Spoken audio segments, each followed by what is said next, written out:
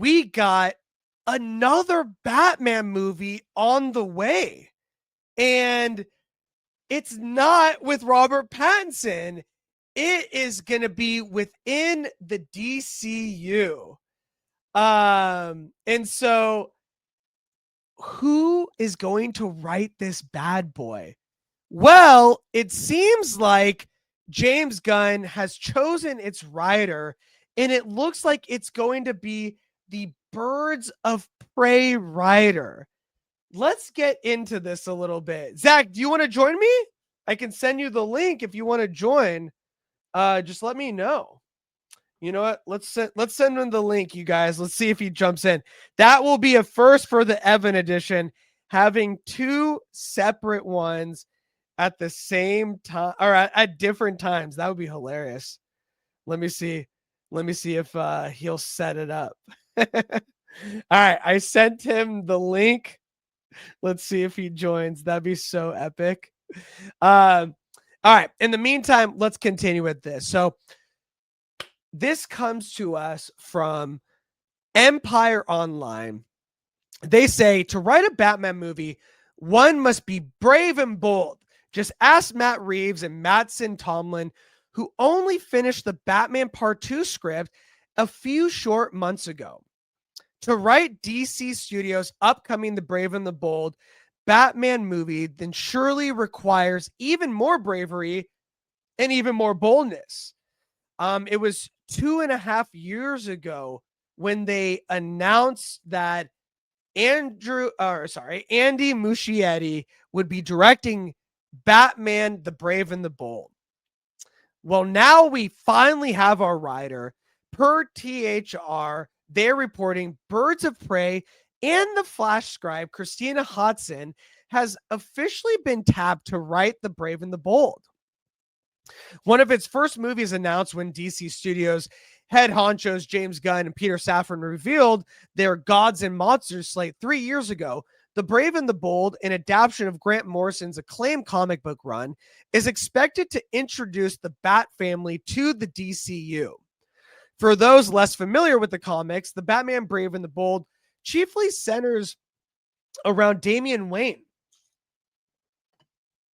I'm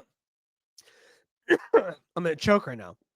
A Robin who is in fact Bruce Wayne's actual son.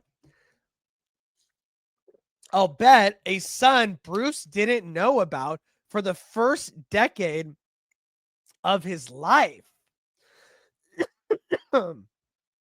Excuse me. I'm just choking over here. That's the rest of the show. Just choking.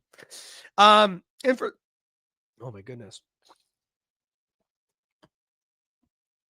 And then for those of you that don't know, Damian Wayne is a highly proficient murder/assassin.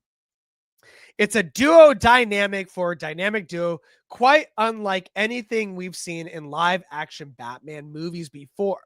And as such, THR notes both that Hodson has been working on the project since last year, and also that a proper draft may be some way off yet, as DC's top brass take a measured approach to bringing the comics to cinematic life. With It, Welcome to Derry having proven a bit of a mega hit for Andy Muschietti at the tail end of last year, we can 100% be certain that the scheduling gods will still follow and allow him to shoot this instead of having some conflicts with It, Welcome to Derry season 2. So let's take a look at Christina Hodson's writing credits, because they're quite interesting and they could rub people a little bit of the wrong way. Let's take a look at this. So keep in mind, she hasn't been in the game too long, but these are her screenplays. We got a movie in 2016 called Shut In, which is a 4.8. Unforgettable, which is a 5.2. She did the Bumblebee movie, the spin-off, if you will, of Transformers with Haley Steinfeld, which was really enjoyable, and I had a really great time with it. Travis Knight directed it, who is doing the Masters of the Universe movie, which the trailer just dropped this past week. So that movie was pretty good and very enjoyable.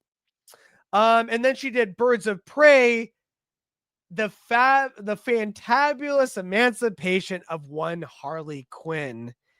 And so a lot of people did not like this movie, unfortunately. It is a 6.1 on IMDb and a 60 Metascore. So it wasn't the most beloved DCEU film, but as we know, around that time in 2020, this was when people were getting pretty tired of the DCEU. So it wasn't really in a place to be beloved, and it kind of fell flat. However, I liked the movie for what it was. Was it a top tier superhero film? By any means, no, absolutely not. Did it have some stuff in it that was like enjoyable, like, Harley Quinn breaking into the prison scene with the confetti, stuff like that. Yeah, there was some enjoyable scenes, and I do have to give her credit for that. However, I didn't think that Birds of Prey was a cohesive movie storytelling wise to give me faith that she's going to write something very cohesive when it comes to the new Batman script that she's writing. And then she wrote The Flash that came out in 2023. And I am not a Flash hater. I think the Flash movie was enjoyable for what it was, with all the problems that it did have. And you best believe this movie had a lot of problems. However, I enjoyed the flow of the Flash movie. I know a lot of people are going to come for me, but I really enjoyed the flow of the movie. Where we get to meet Barry, where he's at in his life. Then something happens and he goes back. The consequences of that, meeting the older Bruce Wayne in an altered dimension, going to save Supergirl. All these beats you need to hit and have them make sense. And I thought for the most part, Christina did that really well. And so you can't knock her. I know a lot of people really love to crap on The Flash, just to crap on it, but I don't think it was an inconceivable, like incomprehensible movie. And when looking at the structure of it, I thought that it flowed well for all the beats that it needed to hit and that she did a good job. So in that sense, I could have a little bit more faith. However, that's it. Those are Christina Hodson's writing credits. It's not a lot. It's a lot of misses. She did write the Batgirl script, which was scrapped, even though they were filming a lot of it. I think it was done and in the can. And so she's had a rough go of it, to say the least. With the issues with the Flash, with where the DCEU was when Birds of Prey came out, having to tie it to all the connections of the DCEU, I think, and then Batgirl getting scrapped. Christina Hodson has not had a good go of it, a good runway to make something great because of all these issues in the background. So I'm going to give her some leeway in hope that this is a fresh start to write a great Batman script. She clearly has a love for comic books, for comic book characters, for DCU characters. So I'm going to say, let's give Christina Hodson a chance, and maybe this will be it for her. And at the same time, you never know. This could be the first stab at it. She is one of the writers on it, and then they have someone else to come punch it up, fix it, whatever it is. So is it a little bit scary?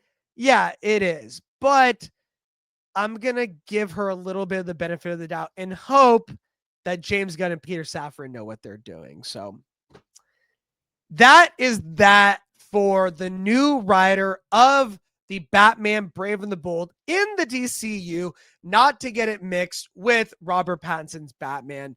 And we'll see how it goes. It seems like she's been working on it, but they're taking it slow for a reason, probably giving some room to let Robert Pattinson still breathe so that they're not both happening simultaneously. But at the same time, can they run into a Batman opposing movies in the future? For sure they could. So it's a delicate balance. And hopefully, this isn't another thing that blows back on Christina like it happened with her other superhero movies. So let me know what you guys think. Do you think that this is shaky ground because of Christina's writing credits, and it's kind of a head scratcher when it came to James Gunn and Peter Safran choosing the writer to write their definitive start to their Batman in the DCU? Maybe. Or do you think that, these things are right and maybe we should give her some kind of benefit of the doubt and just see what happens? Drop a comment below and let us know your thoughts.